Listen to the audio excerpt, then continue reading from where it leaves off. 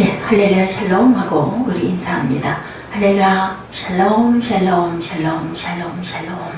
하나님 사랑합니다. 여러분 주 안에서 사랑합니다.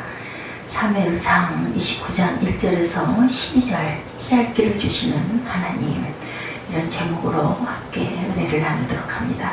블레셋 사람들이 다윗을 좋아하지 않습니다. 왜냐하면 너는 이스라엘 백성 아니냐, 이런 뜻이겠죠. 1절에서 12절 우리 함께 잠깐 살펴봅니다. 블레셋 사람들은 그들의 모든 군대를 아벡에 모았고 이스라엘 사람들은 이스라엘에 있는 셈 곁에 진쳤더라. 이제 싸우려고 양쪽에 진을 치죠. 블레셋 사람들의 수령들은 수백 명씩 수천 명씩 인솔하여 나아가고 다윗과 그의 사람들은 아기스와 함께 그 뒤에서 나아가더니, 아기스 왕과 다윗이 함께 그 뒤에 나가죠. 3절에 블레셋 사람들이 방백들이 이르되 이 히브리 사람들이 무엇을 하려느냐 하니, 아기스가 블레셋 사람들이 방백들에게 이르되 이는 이스라엘 왕 사울의 신하 다윗이 아니냐. 그가 나와 함께 있은지 여러 해로되 그가 망명하여 온 날부터 오늘까지 내가 그의 허물을 보지 못하였노라. 그는 정말 잘못된 게 없다라는 이야기입니다. 4절에 블레셋 사람들의 방백들이 그에게 노한지라 블레셋 방백들이 그에게 이르되 이 사람을 돌려보내어 왕이 그에게 정하신 그 처소로 가게 하소서. 그는 우리와 함께 싸움에 나가지 못하리니 그가 전쟁에서 우리의 대적이 될까 하나이다. 전쟁에서 돌변해서 우리 적이 되면 어떻게 하겠느냐. 그가 무엇으로 그 주와 다시 화합하리까. 이 사람들이 머리로 하지 아니하겠나이까 이야기합니다. 우리를 죽여서 다시 자신의 왕과 화합하지 않겠느냐. 5절에 그들이 춤추며 노래하여 이르되 사울이 죽인 자는 천천히요 다윗은 만만이라도 하던 그 다윗이 아니니까. 아기스가 다윗을 불러 그에게 이르되 야훼께서 살아계심을 두고 맹세하노니 내가 정직하여 내게 온 날부터 오늘까지 내게 악이 있음을 보지 못하였으니 나와 함께 진중에 출입하는 것이 내 생각에는 좋으나 수령들을 좋아하지 아니하니 그러므로 이제 너는 평안히 돌아가서 블레셋 사람들이 수령들에게 거슬러 보이게 하지 말라. 이제 돌아가 네 처소에 있어라 얘기합니다. 전쟁에 같이 나가지 말자. 다윗이 아기스에게 이르되 내가 무엇을 하였나이까. 내가 당신 앞에 오늘까지 있는 동안에 당신이 종에게서 무엇을 보셨기에 내가 가서 내 주 왕의 원수와 싸우지 못하겠나이까. 아기스가 다윗에게 대답할 때 내가 내 목전에 하나님의 전령같이 선한 것을 내가 아나. 블레셋 사람들의 방백들은 말하기를 그가 우리와 함께 전쟁에 올라가지 못하리라. 이렇게 이야기하니 그런즉 너는 너와 함께 온 내 주의 신하들과 더불어 새벽에 일어나라. 너는 새벽에 일어나서 발거든 곧 떠나라. 너희들이 있던 곳으로 돌아가라는 거죠. 이에 다윗이 자기 사람들과 더불어 아침 일찍 일어나서 떠나 블레셋 사람들이 땅으로 돌아가고 블레셋 사람들은 이스라엘로 올라가니라. 돌아왔습니다. 11절까지 이런 내용이죠. 블레셋 사람들은 모든 부대를 아벡에 집결시켰고 이스라엘 사람들은 이스라엘에 있는 셈가에 진을 쳤습니다. 블레셋 지도자들은 수백 수천 명씩 거느리고 나아갔고 본문이죠. 다윗도 그를 거느리고 그 행렬의 맨 뒤에서 아기스와 함께 나아갔는데 블레셋 사람들이 지휘관들이 아기스에게 항의합니다. 이스라엘 사람 다윗이 무엇 때문에 여기 와 있느냐. 그들과 싸우는데 다윗이 여기 왜 있느냐는 거죠. 아기스가 블레셋 지휘관들에게 그대들도 알다시피 이 사람은 이스라엘 왕 사울의 종이었던 다윗이고 블레셋의 망명에 나와 함께 지낸 지가 2년이나 지났는데 지금까지 나는 그에게서 아무런 허물도 잘못도 부족한 부분도 없었다. 그러나 블레셋의 지휘관들은 다윗이 블레셋 진영에 있다는 것 때문에 여전히 옳지 않다 화를 내죠. 결국 블레셋의 지휘관들이 아기스에게 강력히 요구합니다. 저 사람 다윗을 전쟁터에서 떠나게 해라. 왕이 그에게 정하여 준 곳으로 그를 돌려보내라 그러죠. 있던 처소로 돌려보내라는 거죠. 그래서 우리와 함께 전쟁터에 나아가지 않게 해달라. 그가 우리의 적이 될 줄 누가 알겠느냐 이겁니다. 다윗이 싸움터에 나간다면 갑자기 우리의 적으로 돌변할지도 모른다는 거죠. 그가 무엇을 가지고 자기의 주인인 사울왕과 화해하겠느냐. 우리 블레셋 군인들의 머리를 잘라다 바쳐서 환심을 살지 누가 알겠느냐.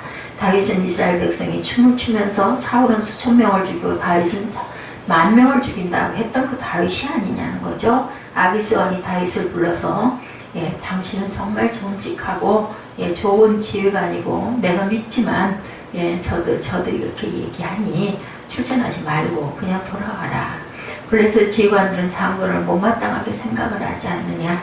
그러니 이제 장군은 블레셋 지휘관들의 눈에 거슬리지 않도록 전쟁터를 떠나서 평안이 오히려 잘 됐잖아요. 다윗의 입장으로는 전쟁에 나가면 그죠? 자기 부하들이 죽을 수도 있고 자신도 위험할 수가 있는데 다윗이 아기스 왕이 항의적으로 얘기하죠. 내가 무슨 잘못이 있느냐.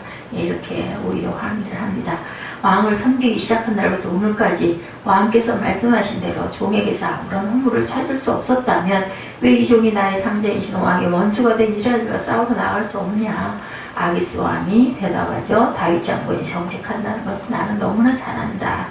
나는 장군을 하나님이 보내신 천사라고 생각을 하나 블레셋의 지휘관들이 장군과 같이 전쟁터에 나아가는 게 싫다고 저러지 않느냐. 그러니 장군은 장군이 데리고 있는 부하들과 함께 내일 아침 일찍 일어나 전쟁터를 떠나 해가 뜨는 대로 부지런히 떠나라. 그래서 다윗은 다음날 아침 일찍 일어나 부하들과 함께 출발을 하여서 블레셋의 땅으로 돌아갑니다. 반면에 블레셋 군대는 이스라엘과 싸우기 위해서 이스라엘로 올라가죠. 보면 1절에서 11절까지의 그 내용입니다. 29장 11절까지죠. 오늘 말씀을 통해서 주시는 교훈이 무엇인지 우리 묵상합니다. 하나님의 인도를 따르지 않은 결과죠. 사울이 다윗을 죽이기 위해서 수년간에 걸쳐 집요하게 추격하다 보니까 그만 다윗은 이제 여기저기 도망다니다가 너무나 지치고 힘이 듭니다. 다윗의 일행은 숫자가 많아졌고 백성들은 사울 편에 있어서 다윗이 어느 곳에 있으면 어느 곳에 있다고 계속 밀고를 해옵니다. 다윗은 더 이상 이스라엘 땅에서 숨어 지낼 수가 없다고 생각하고 블레셋으로 망명을 하는 게 낫겠다 생각을 합니다. 다행스럽게 블레셋 아기스 왕이 다윗을 반갑게 맞아주고 다윗에게 거처를 작은 성까지 내어줍니다. 다윗과 그의 일행들은 안전하게 지낼 수가 있었죠.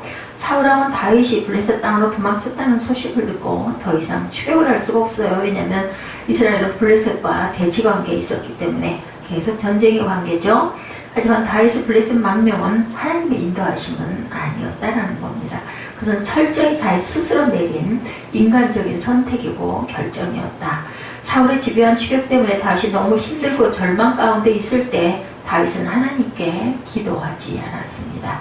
하나님께 이제 어디로 가서 지내 안전한지를 여쭤보지를 않습니다. 하나님이 어디로 가라는 말씀도 또한 없었습니다. 여쭤보지 않으니까 대답을 안 해주신 거죠. 그렇다면 하나님의 뜻은 유다 남쪽 지방에 지내는 것이 위험하다고 할지라도 그대로 지내야 했어요. 왜냐하면 하나님이 보호하시고 지키신다는 것을 굳게 믿었다면 도망을 이제 그만 가도 될 것인데 이해가죠. 저 같아도 다윗의 경우였다면 벌써 더 일찍 그죠? 어느 그 외국으로 뭐 우리나라 사람들도 그러지 않습니까? 어렵고 힘들 때는 자꾸 편한 나라에 가가지고 편하게 살고 싶어 합니다. 하나님은 그때마다 사울의 추격을 피할 수 있도록 도와주실 것임에도 불구하고 너무너무 힘들고 이제 좀 쉬고 싶다 이런 마음이 들었던 거죠. 인간적인 생각으로. 그동안 다윗이 여러 차례 위기가 있을 때마다 하나님은 다윗을 그냥 두지 아니하시고 사람을 통해서 환경을 통해서 또한 심지어는 다윗의 아들 사울의 아들 요나단을 통해서까지 돕습니다. 이미 그는 하나님의 도우심을 많이 경험을 했죠. 다윗은 유다 지역에서 도피 생활을 감당하는 것이 힘들더라도 계속 기도하면서 그것을 지냈어야 한다라는 거죠. 그러나 다윗은 인간적으로 감당하기 힘들다는 생각 때문에 스스로 고난의 옷을 벗어던지고 블레셋으로 망명을 합니다. 다윗이 비록 육신은 편했을지 몰라도 심령이 편안했겠느냐. 이방 땅에서 지내고 있다는 죄책감과 함께 항상 아기스와 신하들의 눈치를 보았겠죠. 결국 다윗에게 큰 위기가 찾아옵니다. 블레셋 왕 아기스가 이스라엘과의 전면전을 계획한 거죠. 아기스는 출정을 하면서 다윗에게 함께 가야 한다고 강권했었습니다. 그렇게 하면 영원히 다윗을 자신의 오른팔로 쓰겠다고 약속까지 했는데 다윗은 아기스의 요청을 거절할 수가 없어서 거절한 다음에 다윗은 그날로 의심을 받겠죠. 결국 신뢰를 받지 못하면 살아남을 수가 없습니다. 그래서 다윗은 일단 아기스에게 그렇게 하겠다고 하고 나면 자기 부하들 데리고 전쟁에 참여를 했는데 이때 다윗의 심정은 아마 굉장히 갈등과 괴로움과 참담함이 많았을 겁니다.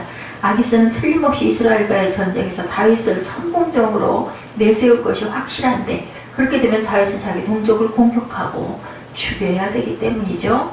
하나님이 다윗에게 장차 이스라엘의 왕이 될 것이라고 약속하셨는데 이스라엘의 왕이 될 사람이 자신의 그 나라 사람들을 죽일 수가 있겠어요? 블레셋의 편에 서서 이스라엘을 공격했다면 어떻게 이스라엘의 왕이 이제 이스라엘과 원수가 되는 그러한 상황에 민족이 반역자였던 사람이었지 민족의 지도자가 절대로 될 수가 없었겠죠. 다윗은 자신의 가족과 일행들을 살리기 위해서는 일단 블레셋의 편에 서서 전쟁에 나설 수밖에 없는 상황이었습니다. 그러나 이스라엘 동족을 위해서도 그들을 도저히 공격할 수 없는 입장에 놓여 있을 때, 진퇴양난의 처지에 있을 때, 이런 상황을 맞이하게 되는데 하나님의 인도함을 받지 않았던 그 이유 때문인데, 고난 가운데 하나님께서 살 길을 구하지 않았기 때문인데, 자기에게 주어진 고난을 회피하고 불어야 길을 선택한 때문에 이런 진퇴양난의 길에 놓이게 됐는데, 평소에 다윗은 항상 기도하는 사람이었습니다. 그는 특히 모든 전쟁을 할 때마다 하나님께 여쭤본 다음에 출정을 했던 그런 사람이죠. 하나님이 가라 하시면 가고 가지 말라 하시면 가지 않습니다. 그럼 그가 블레셋으로 가는 문제를 놓고 기도하지 않았다는 것은 큰 실수였죠. 우리가 무엇을 하든지 어디를 가든지 중요한 문제를 결정할 때는 하나님께 구해야 됩니다. 인간적으로 볼 때 편하고 좋고 이득이 많은 길이라 할지라도 때로는 그 길이 하나님이 기뻐하지 않는 길일 수도 있죠. 세상적인 길이요 불의한 길일 때가 있습니다. 그런 길은 결코 가서도 생각해서도 안 된다는 거죠.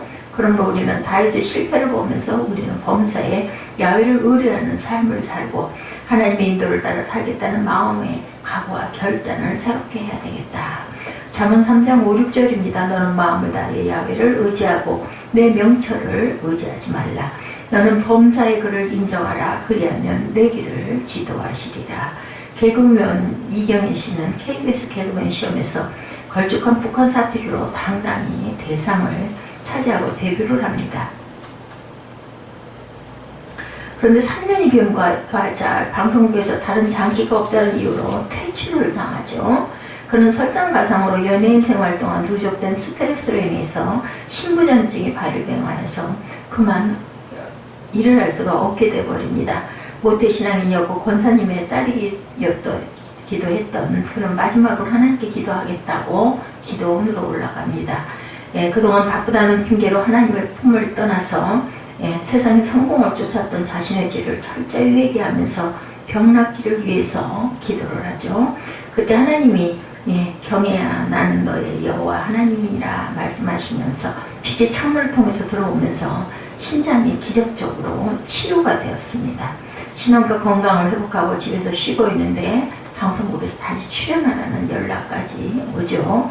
몇 년간 방송을 쉰 탓에 뭐 어떻게 이걸 개요를 해야 될까 염려를 하고 있었는데 기도하는 중에 내가 너를 지명하여 불렀나니 너는 내 것이라. 이사야 43장 1절 말씀이죠. 말씀에서 영감을 얻은 이경희 씨는 개그 코너에서 상대에게 넌 내 거다 라는 대사를 함으로 크게 히트를 해서 큰 반응을 일으킨 유행어가 됩니다. 성공적인 복귀를 하죠. 그리고 다시 기도하는 중에 하나님이 그 땅 백성을 두려워하지 말라 그들은 우리의 밥이다. 민수기 말씀이죠. 14장 9절 말씀을 주십니다. 이번에는 넌 내 밥이야 라는 유행어를 써서 크게 히트를 하는 그런 사건 여러분도 아마 기억하실 겁니다. 이렇게 해서 이경희 씨는 하나님의 인도를 받지 않을 때 방송에서 퇴출하고 질병으로 죽을 위기에 있었는데 하나님께 다시 돌아가고 기도함으로 영과 육이 소생합니다. 그리고 범사에 하나님을 의뢰하고 기도하는 사람이 되었다는 그런 간증이 있습니다.